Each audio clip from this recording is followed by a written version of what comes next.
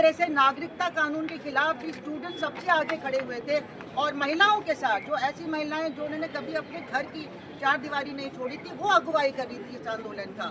तो ये समय आ गया है कि हम सारे सेक्शन ऑफ सोसाइटी को दोबारा से इकट्ठा करें और लेके चलें, क्योंकि अगर एजुकेशन खत्म हो जाएगा तो हमारे बच्चों के, इस पीढ़ी के बच्चों के भविष्य पूरी तरह से खत्म हो जाएंगे। ये देश दोबारा गुलामी की तरफ चल रहा है और इसमें जिस तरह से नफरत और हिंसा फैलाई जा रही है, ये समाज, ये सिविलाइजेशन भी नहीं बचने वाला है। आप लोगों ने पूरे देश में जिस तरह से आंदोलन किया था 2019 में, वो आप और जितनी भी महिलाएं जो जिन्होंने इनकी अगुवाई में वो आंदोलन पूरे देश में फैल गया था, वो काबिल तारीफ था। वो एक ऐतिहासिक आंदोलन था। उसको एक बहुत बेरहमी से और बहुत ही एक स्ट्रेटेजिक तौर पे प्लानिंग से उसको तोड़ा गया वायलेंस के द्वारा।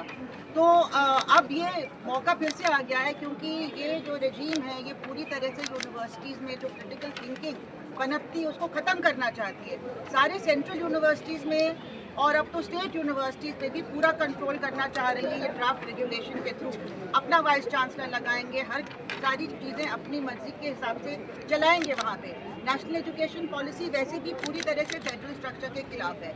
तो हमारी यूनिवर्सिटीज़ में चाहे JNU हो, चाहे दिल्ली यूनिवर्सिटी हो, डिसेंट नाम की चीज़ को पूरी तरह से स्टैम्प आउट कर रहे हैं, जो अपने आप में एक बिल्कुल जैसे कहते हैं कि आइडिया ऑफ यूनिवर्सिटी के एकदम खिलाफ है। अगर आप इंडिपेंडेंट थिंकिंग को इनकरेज नहीं करेंगे, इंडिपेंडेंट आर्टिकुलेशन को, तो नॉलेज ग्रो नहीं कर सकती, नॉलेज सर्वाइव नहीं कर सकती है और आगे हम लोग नहीं बढ़ सकते, हमारा सिविलाइजेशन आगे नहीं बढ़ सकता है।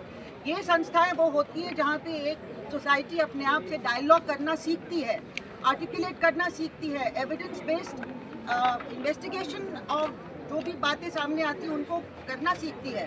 तो ये ख़त्म करके ये चाहते हैं कि यहाँ पे एक भीड़ तंत्र शुरू हो जाए कि आप किसी को किसी तरफ मोड़ना चाहें, उसके पास कोई क्रिटिक नहीं होगा, वो उसी तरफ मुड़ जाएगा। और क्वालिटी ऑफ एजुकेशन पे भी ज़बरदस्त अटैक चल रहा है। आजकल हमारी यूनिवर्सिटी में आप एक मीटिंग नहीं कर सकते हैं, नेशनल एजुकेशन पॉलिसी को लेके आप मीटिंग करने के लिए एक कमरा बुक करने की कोशिश करें, कमरा नहीं मिलेगा। और अगर आप आर्ट्स फैकल्टी के गेट पे जाएंगे तो आपको इनवेरिएबली पुलिस लाठियां मार के ले जाएगी उठा के वहाँ से। तो ये चीज़ हम सारी यूनिवर्सिटीज़ में, चाहे JNU हो, चाहे जामिया हो, चाहे हमारी यूनिवर्सिटी दिल्ली यूनिवर्सिटी हो, ये सब जगह देखने को मिल रहा है और पूरे देश में चल रहा है ये। तो इसमें स्टूडेंट्स का रोल सबसे अहम है। जिस तरह से नागरिकता कानून के खिलाफ भी स्टूडेंट सबसे आगे खड़े हुए थे और महिलाओं के साथ जो ऐसी महिलाएं जो उन्होंने कभी अपने घर की चार दीवारी नहीं छोड़ी थी वो अगुवाई कर रही थी इस आंदोलन का। तो ये समय आ गया है कि हम सारे सेक्शन ऑफ सोसाइटी को दोबारा से इकट्ठा करें और लेके चलें, क्योंकि अगर एजुकेशन ख़त्म हो जाएगा तो हमारे बच्चों के, इस पीढ़ी के बच्चों के भविष्य पूरी तरह से ख़त्म हो जाएंगे। ये देश दोबारा गुलामी की तरफ चल रहा है और इसमें जिस तरह से नफरत और हिंसा फैलाई जा रही है, ये समाज, ये सिविलाइजेशन भी नहीं बचने वाला है। तो आप लोगों को दोबारा से सलाम करते हुए हम डिमांड करते हैं कि 17 स्टूडेंट्स के खिलाफ जो सस्पेंशन है वो तुरंत विड्रॉ किया जाए। फेडरेशन ऑफ सेंट्रल यूनिवर्सिटीज़ ने भी मांग किया, कंडेम किया है जो जिस तरह से आप लोगों के साथ सलूक किया गया, बजाय कि आपको सपोर्ट करती। उनको मालूम है कि 15 दिसंबर को 2019 में क्या किया गया था, क्या हुआ था, क्या हिंसा की गई थी पुलिस द्वारा। स्टूडेंट्स जो पीसफुली प्रोटेस्ट कर रहे थे, पीसफुली पढ़ाई कर रहे थे, लाइब्रेरी के अंदर बैठे थे, उनके बाल खींच के उनको किस तरह से ट्रीट किया गया। और आज तक जिन लोगों ने वहाँ पे ग्रीवस इंजरी सफ़र की थी उनका FIR तक रजिस्टर नहीं हुआ। केसेस जो हियरिंग के लिए कोर्ट में गए हैं, हियरिंग 25 हियरिंग के बाद भी वो हियरिंग नहीं हो पाई है, कोई मामला आगे नहीं बढ़ पाया है। तो सुप्रीम कोर्ट और हाई कोर्ट के बीच में मामला पिंग पोंग चलता रहता है और कोई जुडिशरी से हम लोगों को रिलीफ नहीं मिल रही इतनी बेसिक चीज़ के ऊपर। तो इसमें सिर्फ आंदोलन ही एक रास्ता है। आंदोलन बिल्कुल पीसफुल जो हमेशा हुआ है वैसा ही होना चाहिए, लेकिन वही एक रास्ता है जिससे हम आगे बढ़ सकते हैं, अपनी यूनिवर्सिटीज़ को, अपने छात्रों को, अपने समाज को, अपने देश को, अपनी डेमोक्रेसी को, हम अपने कॉन्स्टिट्यूशन को बचा सकते हैं। वो दिन के जिसका वादा है, वो दिन के जिसका वादा है, हम देखेंगे,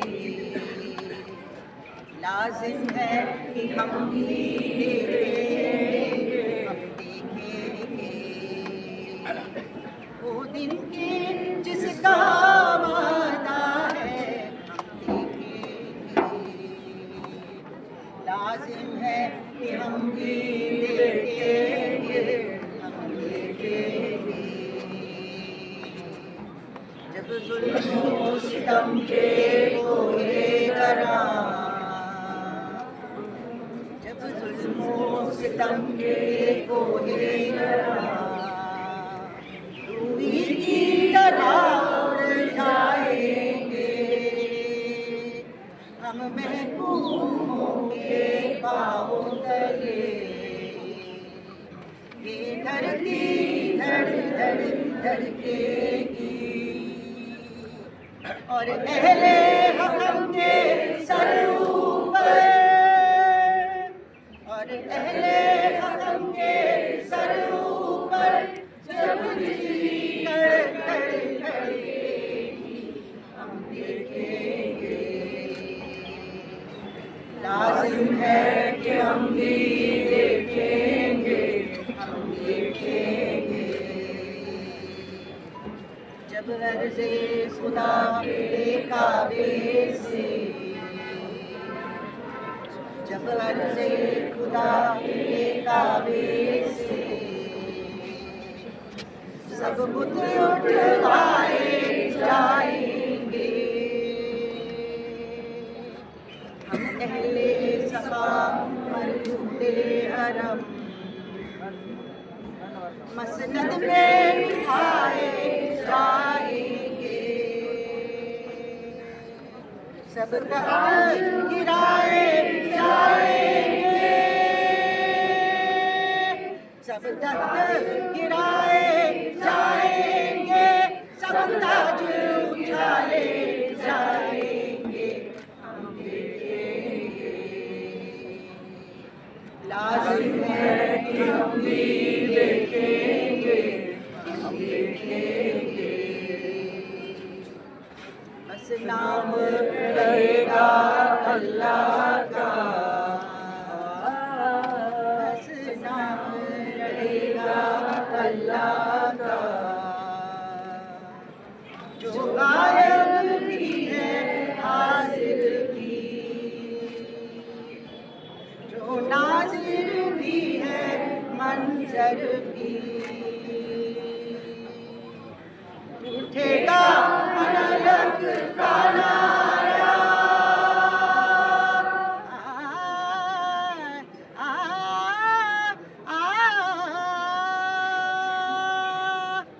उठेगा अलग का नारा, जो मैं भी हूँ और तुम भी हो, और राज करेगी खल्के खुदा, जो मैं भी हूँ और तुम भी हो, हम देखेंगे। लाजिम है कि हम भी देखेंगे, हम देखेंगे। लाजिम है कि हम भी देखेंगे, हम देखेंगे।